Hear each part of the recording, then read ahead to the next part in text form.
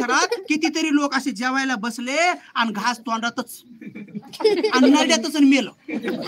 रडू रडू म्हणतात की देवाचं काय बिघड असतं, एवढा घास खाऊ गेला असतात. बाई आता चांगले दिवस आले होते जेव्हा काय नव्हतं तेव्हा काय नाही झालं, आणि आता चांगले दिवस आले तर तोंडातला घास तोंडात ठेवला गिळू बी गेला नाही भैया. असं म्हणून म्हणून ऐका नाही जोर जोर रडतात, असं म्हणून म्हणून. मग आता असं रडतात, आपण काय म्हणायचं, अरे बाबा अडकला नाही आपला गेलाय पोटात, आपण नाश्ता झालाय मग काय करू, चला पुढचं काम असं फरशी घासत फरशी घासा, भांडे घासत असं भांडे घासा, अभ्यास करत असेल तर अभ्यास करा, ध्यान करत असेल ध्यान करा, पूजा करत असेल पूजा करा. म्हणजे तुमचे पुढचे काम आहेत, दिवसभराचे ते काम करत राहायचे आणि काम झाल्याबरोबर हे म्हणायचं. असं मोठ्यानं नाही म्हणायचं बरं, म्हणतील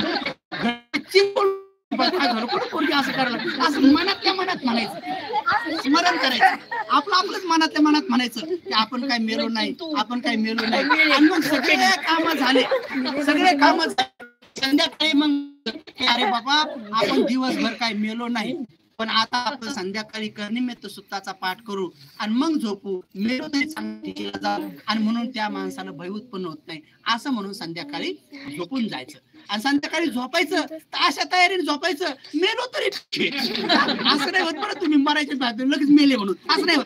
किती ठरवलं तुम्ही तर मरत नाही, आपण मनानं तर ठरवलं तर मरत नाही. जेव्हा मृत्यू यायचा तो बरोबर तेव्हाच येतो. आणि म्हणून असं ठरून मारायचं की आपण झोपायचं की मृत्यू जरी मात्र कोणाबद्दल वैर नाही, मैत्री भावना करायची. झोपण्याच्या अगोदर मैत्री भावना करायची आणि मैत्री भावना करून झोपायचं. करनिमित्त सुद्धा तेच आहे, मैत्री भावना करून झोपायचं. आणि मग समजा मेलो बी तर चांगलीच गती होती, आणि समजा नाही मेलो की मग उठल्याबरोबर म्हणायचं वाचलो बाबा आपण, चला लागा कामाला, पुढचे काम पुढे सुरू करायचं. असं रोज जर केलं तर त्या व्यक्तीला काही दुःख राहत नाही. नाहीतर मग जे भ्रमात आहेत, आता मी बी लय भरबात होतो, बरं झालं हे दुखणं आलं मला, हे दुखणं आल्यामुळे मला चांगलंच कळलं आहे का नाही. त्यामुळं मला जेवढं कळलं तेवढं तुम्हाला सांगितलं आहे का नाही. आता मला वाटतंय तुमचं जेवण बी पचलं आहे का नाही. सगळ्यांचं मंगल हो, सगळ्यांचं कल्याण हो, सुखी हो, असा सद्धम तुम्हाला वरचे वर मिळत राहो. प्रत्येक पौर्णिमा साजरी करू. पुढच्या पौर्णिमेला आपण इथं कठीणचे वरदानाचा सौभाग्यवती भंतीजीचा आहे कार्यक्रम पुढच्या पौर्णिमेला ठेवू.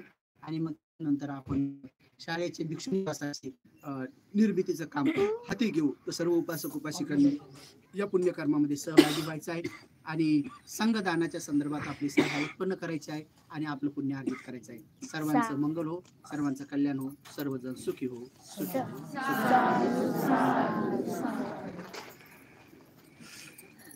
आशीर्वाद गाथा होईल हात जोडा. सुख पत्ताचने दुःखा भय पत्ताचने भया शोक पत्ताचने सुखा हुंतु सभ्ये पिपानिनो एतावताच अम्मे हि सब्बतं पुण्य संपदं सब्बे देवानुमोदन्तु सब्ब संपत्ति सिद्धिया दानं ददन्तु सद्धाय शीलं रक्षन्तु सर्वदा भावना विरता हुंतु गच्छन्तु देवता गता सब्बे बुद्धा बलपत्ता पच्चेकानंचयं बलंगरहंतानंच तेजेन रखं वंदामि सब्बसो आकाशट्टाच भूमट्टा देवानांगा महेदिका पुण्यं तं अनुमोदित्वा चिरं रखन्तु बुद्ध शासनं आकाशट्टाच भूमट्टा देवानागा महेदिका पुण्यं तं अनुमोदित्वा चिरं रखन्तु बुद्ध देशनं आकाशट्टाच भूमट्टा देवानागा महेदिका पुण्यं तं अनुमोदित्वा चिरं रखन्तु परन्ति सब्बिन्ति यो विवज्जन्तो सब्ब रोगो विनशतु भवन्तरायोस्ति दीर्घायुको भव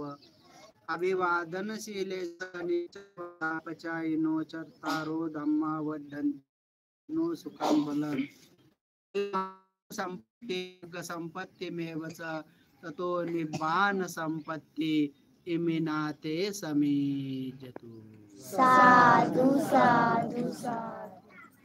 गुडघ्यावर बसून 3 वेळेस प्रणाम करा. म्हणा बुद्धं नमामि, धम्मं नमामि, संघं नमामि.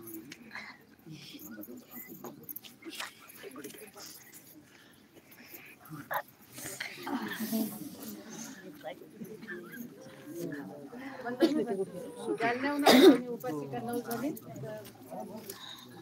या सगळ्या आता